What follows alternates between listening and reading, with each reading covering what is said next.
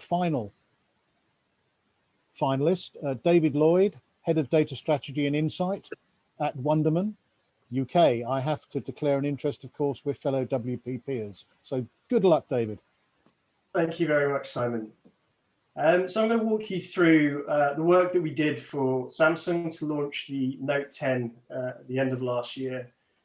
And just to kind of set up with a little business context to begin with, Samsung were launching the Note 10 in a very challenging market. So, you know, the industry itself very much reached a bit of an innovation plateau around smartphones whenever new comes out, it's less new than it has been before. Consumers certainly more feeling that their current phone is good enough. They hang on to it longer, and so, you know, we suffer from longer sales cycles for the manufacturers. At the same time, there's market saturation.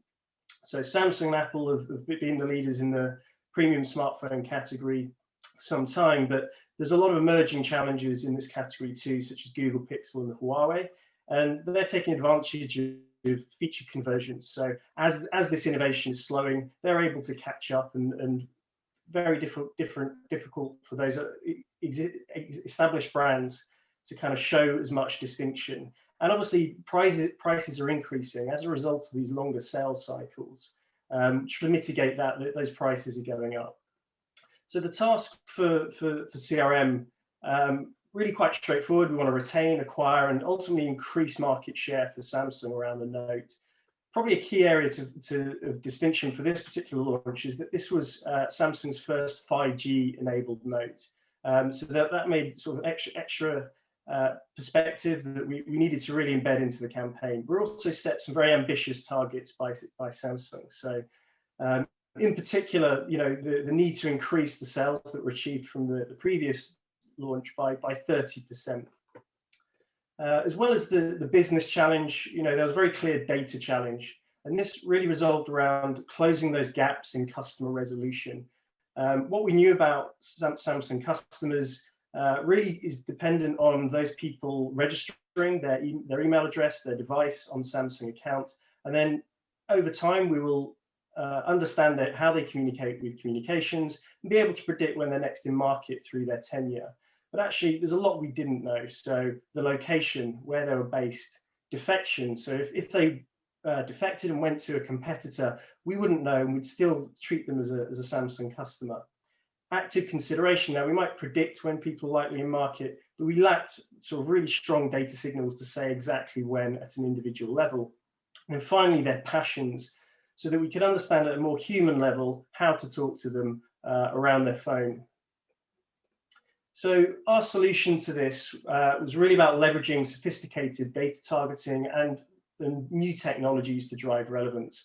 So that included 3 areas. So personalized messaging based on their location data, and adding in device data on competitor phones, integrating the technology to identify those active consideration signals from digital behaviors and respond with CRM triggers. And then finally, identifying passion point segments based on stated and observed behaviors to, again, tailor and personalize that messaging. So the first of those I'm going to walk through is utilizing a technology for the first time called return path. And what this does is it captures data when customers open emails, and it's able to identify where they are and what device they opened on. This really helped expand that view of a customer. So in the context of 5G, we're able to identify those people located in the 16 UK cities that were 5G areas at the time. And for the first time for Samsung, we were able to identify within their base 450,000 owners of competitor phones. And so again, we could tailor our messages to them. On that second area, we really utilized more than we ever had before their Adobe stack.